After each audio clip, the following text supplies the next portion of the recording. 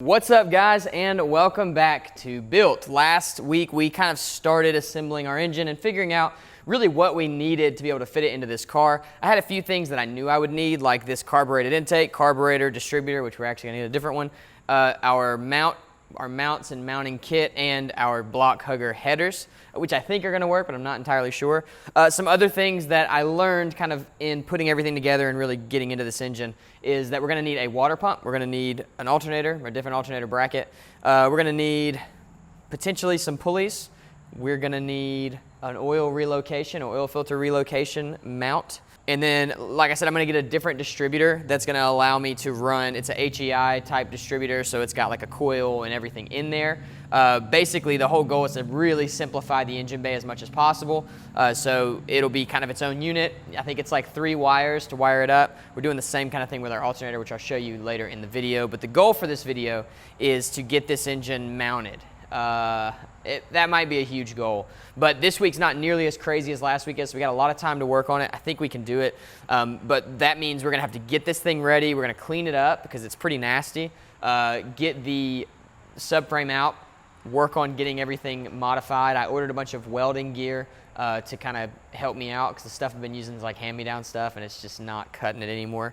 Yeah, and then hopefully get it mounted on the subframe.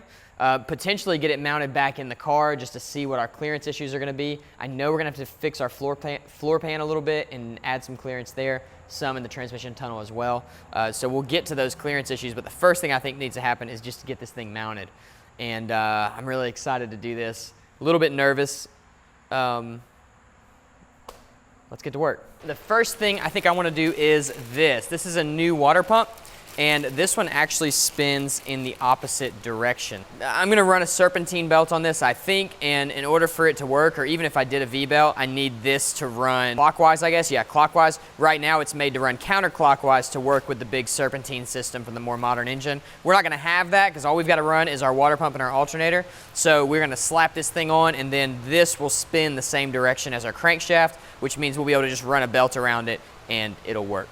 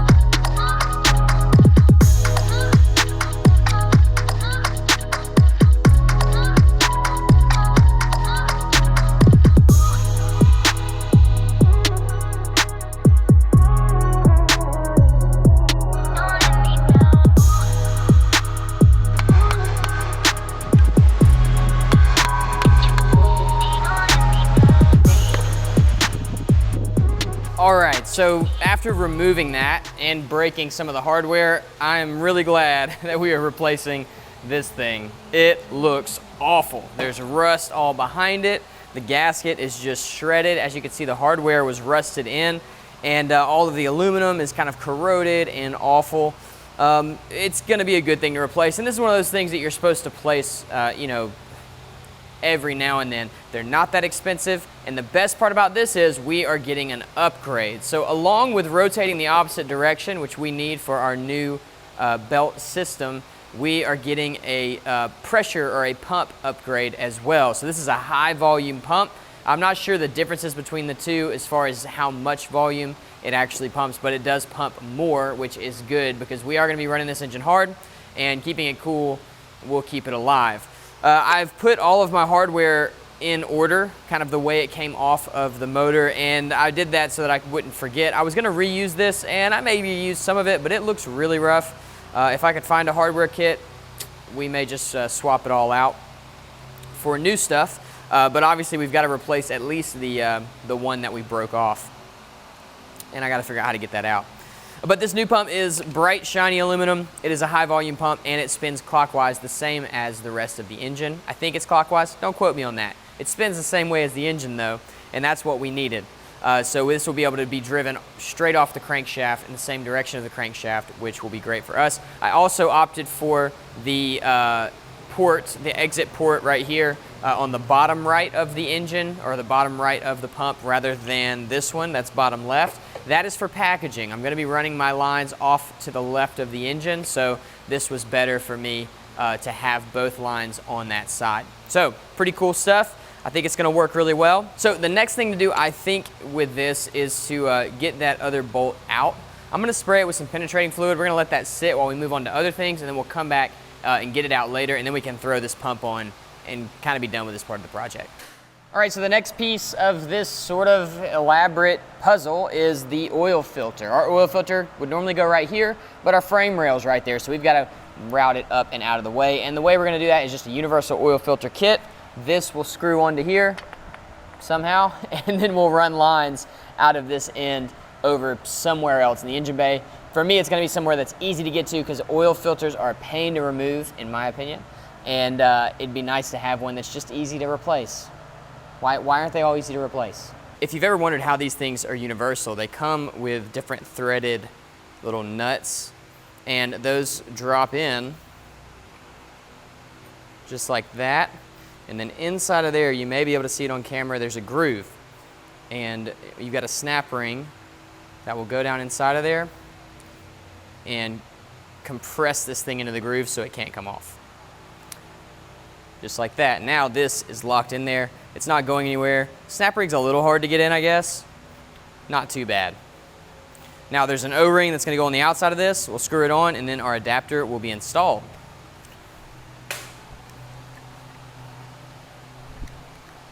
So our engine is slowly getting shinier. I'm not sure that oil filter is going to work in its current state, or the filter relocator, because the barbs come straight out from the filter. It's only a little bit smaller than the oil filter was. But if it doesn't work, I'm sure we can get some right angle barbs or something to pull it in a little bit, whatever. Still haven't put this on, so we'll set that to the side for now. The bolt is soaking. Hopefully we'll be able to get that thing out. This is the next upgrade. Now, I'm going to be running some electric fans, and I want to have options to run basically whatever I want. And so because of that, I need an alternator that is going to keep up with the task. So a lot of these older 302s came with an alternator with an external regulator, and they could only get up to, like, I think 75 amps or something like that, which is fine for an older car, but when you start running new electronics, you need more power. And so I went with a internal regulated alternator. I think it's like 125 amp or something. Honestly, I don't know. Again, don't quote me. But it's internally regulated, a little bit more expensive, but a lot simpler. The wiring is simpler, everything is simpler, and that's kind of the goal on this build. So I got an alternator bracket. Let me grab that real quick. No frills kind of alternator bracket. It's all CNC'd aluminum, which is cool, polished, which we'll make sure we get it real dirty. You've got some bolts, mounting hardware for the alternator, and then this, which is kind of the reason I bought this kit. It's an extendable heim joint type thing, support rod, I guess. And what that's going to allow me to do is it's going to allow me to get a lot of tension on the alternator. The alternator is going to be my tensioner for my serpentine belt system. So the belt will run around the crank, around the newly configured water pump that will turn the right direction, and then around the alternator. And that, I hope, is going to allow me to run a serpentine belt or a flat kind of grooved belt instead of the classic style V belt. Now if it doesn't, not a big deal. You can buy pulley setups for these motors.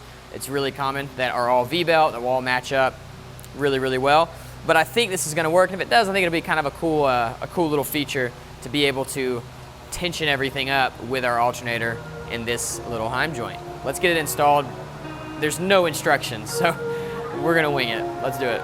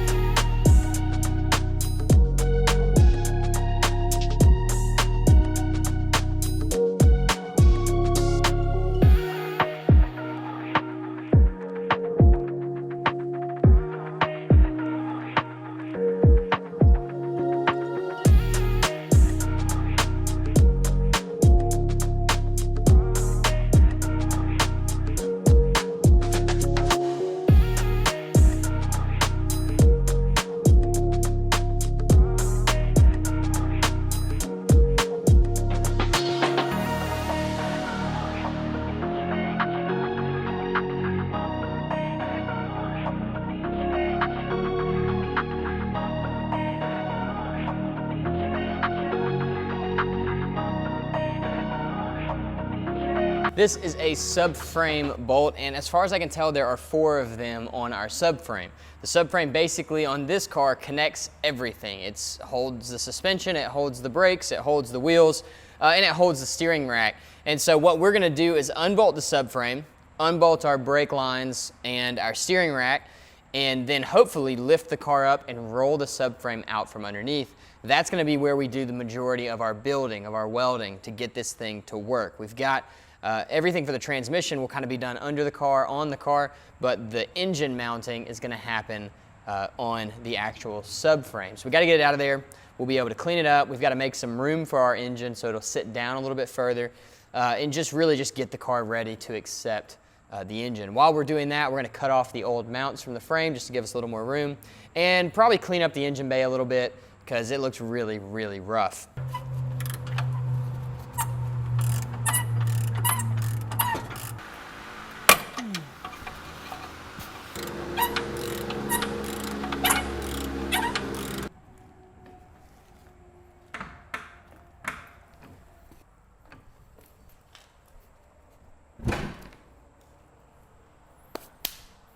Right, I think that side is now free, which is kind of crazy and really cool. Gotta go up just a little bit more. So there's actually a kit that's like a full redesign of this front end. It just bolts in place. And I think it's based on like the E36 M3 or something great, some kind of car that's famous for handling. We may see about that. It's pretty expensive though.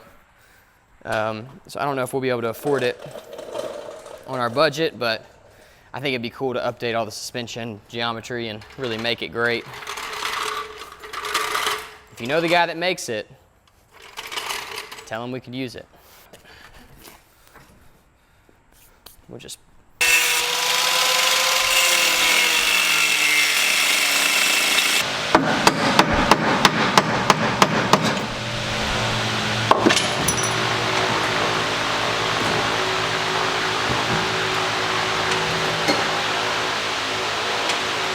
So I went ahead and disconnected the rack and pinion so that I could drive it out with a hammer. It's stuck up here in this like clamp joint just from rust and years of being in the same place. There we go. So now that's free. We'll leave it free. We'll bolt it back onto the subframe because I'm going to use it to kind of position everything. Make sure the engine fits, make sure the rack and pinion fits. We're going to cut these old mounts off to give us some more space for our new engine. And it should be really good. Now for this, I think we're done. The only way to get this out is gonna be to lift the front end up high enough for the wheels to clear, which means probably pulling this bash bar off. I built this bash bar in a previous episode with my Rogue Fab Bender. If you haven't seen that and you're interested, they're really easy to build. This one is a rough draft of sorts. We'll be doing another one, I'm sure. But it really makes the car look cool with the bumper off. Without this, it looks really weird.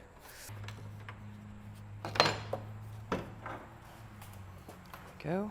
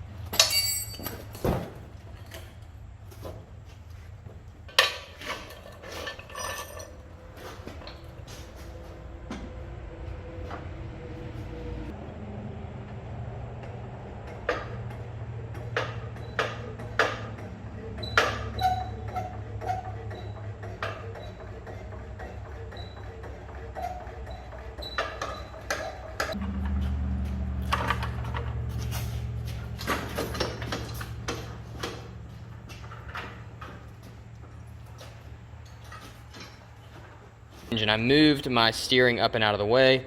We'll bolt that in later. And you can tell I actually need a new steering rack pretty bad, so I may order one of those. I got to see how much they are. It's pretty cool to see this out because we actually rebuilt all of this early on in this build. So the brakes were completely rebuilt. We redid the rotors. These are some shocks that are made by a subscriber. Actually, I'll put his company here. It's uprated shock. We did lower springs and we put all new bushings on everything. And then I also made a custom steering knuckle to drop us an inch. So it's cool to see all this stuff out of the car again. All right, so these are our mounts, and they're gonna go not like that, like this right there, I believe is how they go. The big job though is actually cutting this down.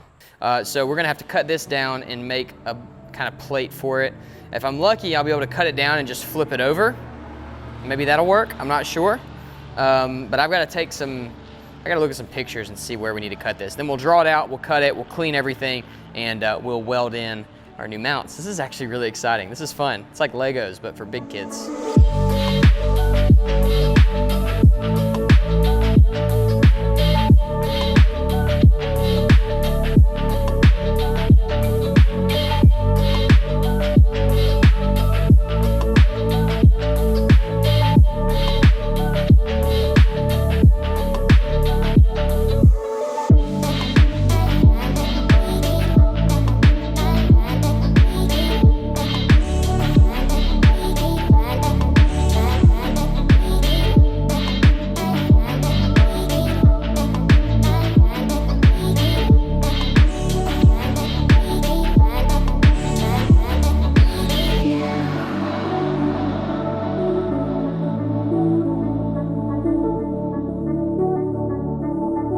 There we go. I was probably a little heavy-handed with that cut. You're supposed to cut about 1.5 inches out. I cut about 2, maybe a little bit more. But I think it's gonna be fine. As far as strength is concerned, we're gonna put in some plate and weld it all the way around, and it should be just as strong as it needs to be. But I just wanted to make sure we had enough clearance here. So the next step here is gonna be make our little plate sections. We'll have 3 of them, 1 in the center, and then the 2 side pieces. Weld those all the way around, and then we'll weld on our mounts. But I don't have welding gas, and it's a little bit too late to go get it today. I also need some cutoff wheels, I need some plate, I need a bunch of supplies. So we're gonna put that on hold, but we're not done for today. The next thing I wanna do is rip out all the wiring in the engine bay, get rid of the coil, get rid of some of the wires that go to the headlights, and just simplify everything so it's as easy as possible to get this engine in when that time comes. Let's do it.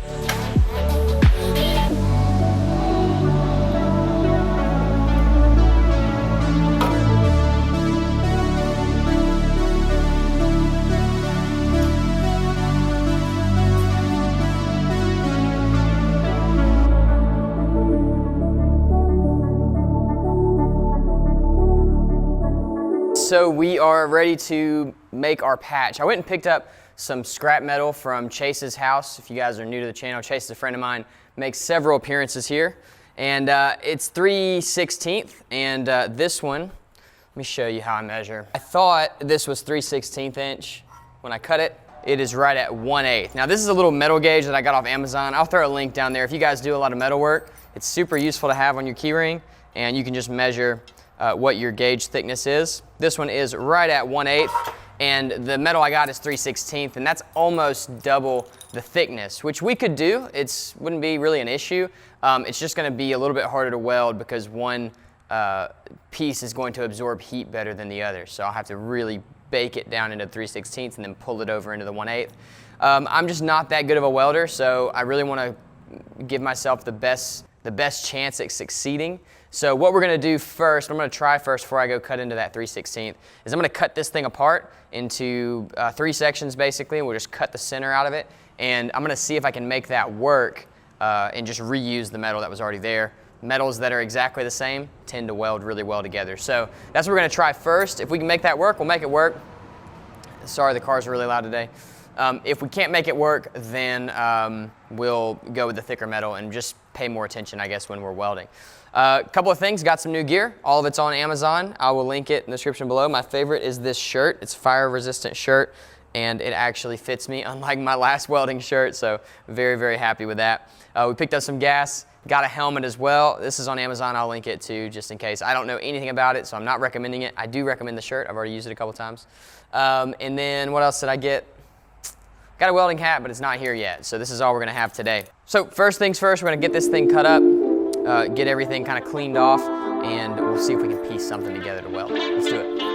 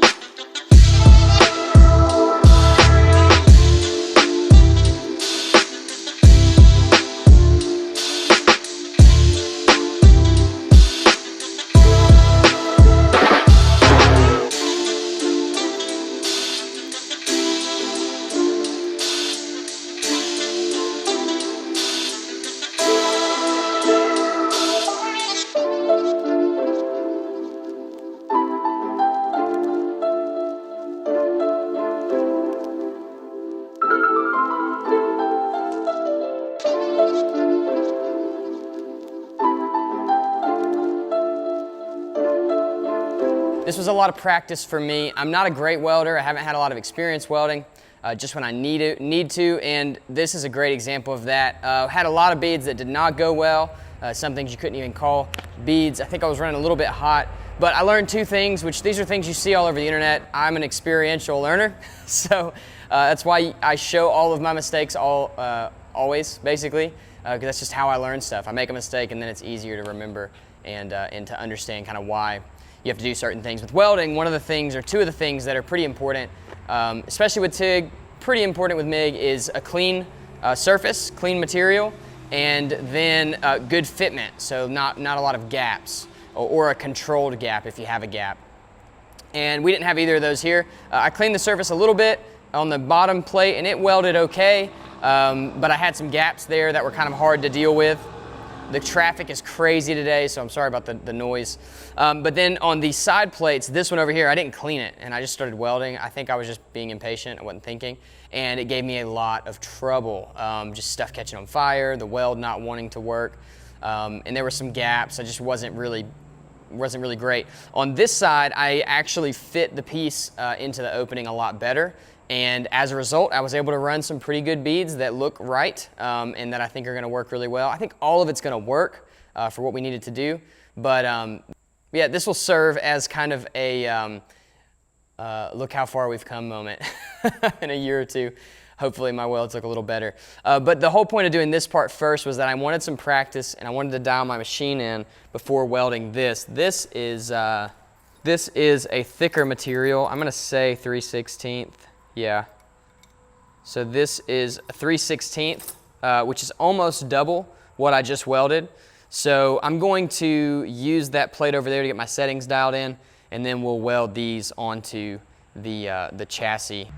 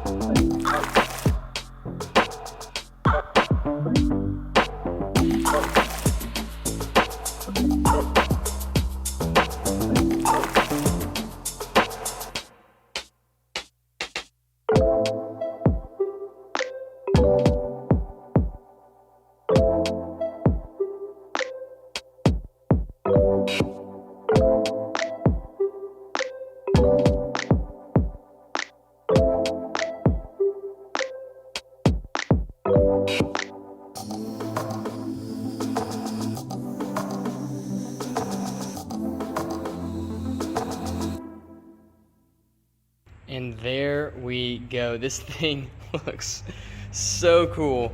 So I'm sitting on the mounts, like just the mounts. You see they're just tacked in, but I wanted to test fit everything and make sure that it was gonna work before I went ahead and finish welded. And it looks like it's going to. The biggest clearance issue, and the whole reason I test fitted, was here. You wanna make sure your harmonic balancer clears, and ours does. Now, these mounts are adjustable, so we can actually lower the motor a little bit. But as you lower it, that's going to be the thing that kind of fouls off. It's going to be the thing that hits. And so this is probably where we're going to run it. We may lower it a little bit, but I think I'm happy with that clearance, and the motor looks awesome. Now, our headers are not going to work. They are all up in the steering shaft, and it's just, I'm not changing this. I don't want to change it. So what I did find out, though, which is pretty funny, is if you take the stock header and go Turbo LS style on it, flip it upside down,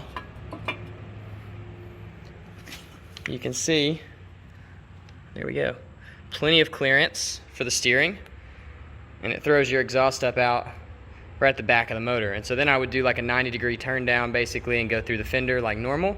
But I think this is going to be how we run it. I think it looks cool, very race car. I don't know if we're going to use these or if I'll find like a performance version of this. Probably for test fitting, we'll start with these. I'll do some Googling tonight and see if I can find another set of headers that'll do that. But I think that's how we're going to do it. Just get our pipes up and out of the way and clear. That's going to clear all of our steering components. It's going to make it a bear of a job to get the steering components out. But, well, not really. You'll just have to remove the exhaust. But yeah, I think that's what we're going to do. So we'll throw those on before this video is over so you can see kind of what everything's going to look like. All right, so next, we're going to unbolt this. We'll lift the engine back up. I'm just going to keep it on the hoist because it's going to go back in the car soon, which is pretty exciting, or in the car for the first time. But we're going to unbolt this. We'll lift the engine up, back everything out, finish weld all the way around those mounts, and then we'll paint it.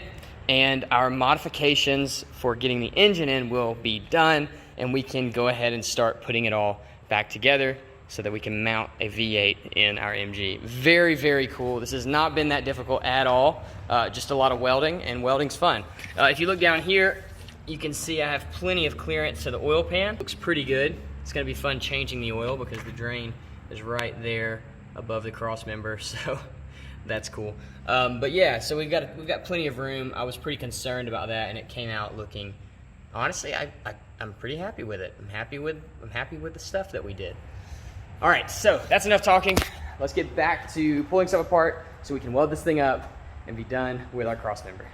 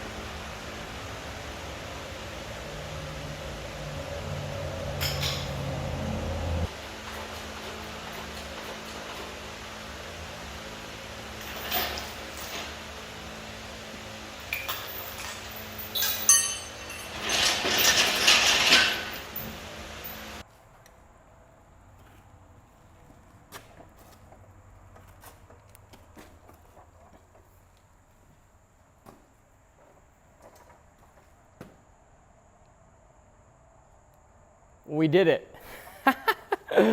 That is a V8 on an MGB subframe, completely fabricated by yours truly, which is amazing because a year ago, 2 years ago, I would have never even attempted this job, but this is just kind of where we are now, and I'm pretty excited about it. I love the way the headers look, honestly. I think it's going to be so cool to wrap them back around this way and dump out behind the fenders. Yeah, super happy with this. The mounts, I think, came out great. Everything looks like it's lining up the way it should based on what I found on the internet, and I just think it's gonna work. So what's next is finish stripping out the engine bay. I started pulling the harness, but I've got to do some more of that. I found a guy who makes a custom harness for these that's kind of updated with new relays and stuff, so we may go down that route. I'm just not sure yet.